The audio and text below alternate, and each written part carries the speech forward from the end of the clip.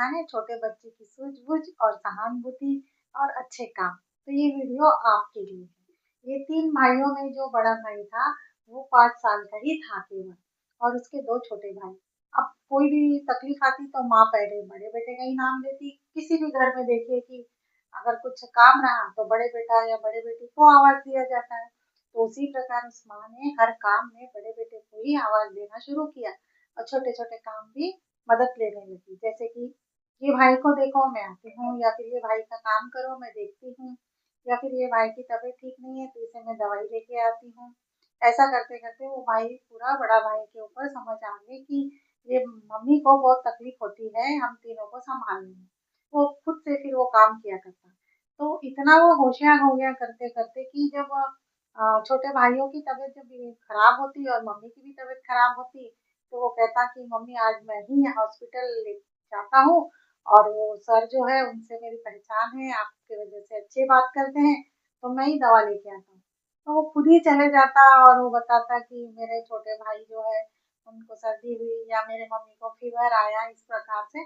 तो वो डॉक्टर साहब चिट्ठी में मतलब मेडिसिन लिख के दे देते, और वो फिर वहाँ जाके मेडिकल उसी हॉस्पिटल में सब कुछ था, तो वहीं से वो मेडिसिन लेके फिर वो बताते थे कि ये गोली इस समय खाना, ये गोली इस समय खाना। तो बराबर इस हाथ में एक कुछ गोली, इस हाथ में कुछ गोली, और वो कंपाउंडर से लिखवा लेता था वो बच्चा की कौन-सी गोली कब खाना है, और चिट्ठी अपने जेब में रख के ये दौड़ते हुए घर वापस आ जाता। तो इस प्रकार वो जब 6-7 साल का था तभी से वो ये ज़िम्मेदारी सँभालने लग गया कि मम्मी की हेल्प किस प्रकार करना चाहिए। ऐसे ही करते-करते वो अपने खुद पढ़ाई करते-करते अपने भाइयों को भी लेके बैठता कि चलो तुम 3 लाइन में लिखो, 2 लाइन में लिखो, या फिर ये सम्स ऐसे करो, या फिर ये टेबल्स ऐसे याद करो। और कभी-कभी वो दोनों भाइयों को पढ़ाते-पढ़ाते खुद भी पढ़ते हुए बोलता था, समझ गया? नहीं समझ गया तो समझ जाना। तो दोनों छोटे भाई भी बड़े इंटरेस्ट से पढ़ते थे। इस प्रकार वो जो बड़ा भाई है, वो हमेशा से अपने छोटे भाइयों की मदद करने लगा, अपनी माँ की भी मदद करने लगा। मम्मी को भी काफ़ी सारी हेल्प हो जाती थी कि भई कोई तो है देखने के लिए, जबकि वो भी एक छोटा है। तो इस प्रकार से एक परिवार में जब पहले बातें होती थी, काम होते थे, उसमें एक अलग ही आनंद आता था। अब जॉइंट परिवार तो बहुत कम रहते हैं, तो इसी प्रकार से बच्चों को मम्मी जो है काम बताती है, लेकिन कभी-कभी कोई-कोई बच्चे जो है वो इस बात को समझते हैं कि मम्मी तो छोटे भाई-बहनों को ही प्यार करती है, हमें प्यार नहीं करती, ऐसी बात नहीं है, माँ तो सभी को एक जैसा प्यार करती है। लेकिन उस बच्चे के मन में बचपन में ऐसा कभी विचार नहीं आया, उसने हमेशा अपने मम्मी का साथ दिया, अपने भाइयों को पढ़ने में, खुद के पढ़ने में। तो ये एक अच्छी बातें जो थी उस परिवार में, और जो भी चीज़ें हैं बाँट के खाना, एक-दूसरे के साथ में अच्छे से मिल के पढ़ाई करना, और मम्मी के पास में कंप्लेंट किसी की नहीं देते थे, कोई भी भाई किसी का भी भले ही आपस में छोटी-मोटी नोक-झोंक हो जाती, लेकिन मम्मी आती तो ऐसे शांत हो जाते। तो इस प्रकार वो 3 भाइयों की कहानी जो है, वो मैं इसलिए शेयर कर रही हूँ कि आजकल कैसे हैं, अगर बच्चा छोटा है और उससे बड़ा अगर कोई बेबी है, यानी कि बेटा या बेटी, तो मम्मी-पापा पहले से ही डरने लगते हैं कि अगर हम इसको कुछ बोलेंगे, ये ला, वो ला, तो उसके मन में एक नेगेटिव थिंकिंग आएगी। और ऐसे बहुत से बच्चों के मन में आती भी है कि दूसरा भाई या बहन आने के बाद में वो सोचने लगता है कि अरे! मम्मी तो अभी इनके साथ ही रहती है, मैं मुझे बहुत कम प्यार करती है। और बहुत से ऐसे बच्चे हैं जो समझ जाते हैं।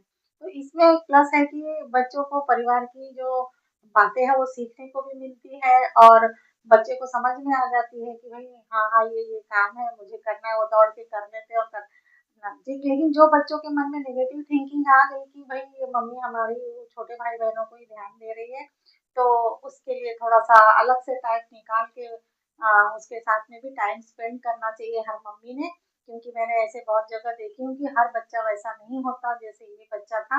तो हर बच्चा जो है वो हमेशा रोता, चिल्लाता या चिड़चिड़ करता कि मम्मी मुझे ध्यान नहीं दे रही। तो कभी अगर किसी के घर में छोटे-छोटे भाई-बहन हैं, तो माताजी जो है, मम्मी जी ये ना समझे कि ये चिड़चिड़ा है या चिड़चिड़ी है, ये चिढ़ती है या गुस्सैल है।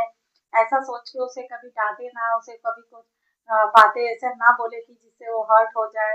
ये बहुत बड़ी बात होती है, क्योंकि हम तो ऐसे समय के हिसाब से थोड़ा बहुत गुस्सा कर देते हैं, लेकिन वो गुस्सा जो है बच्चे के मन में घर कर जाता है।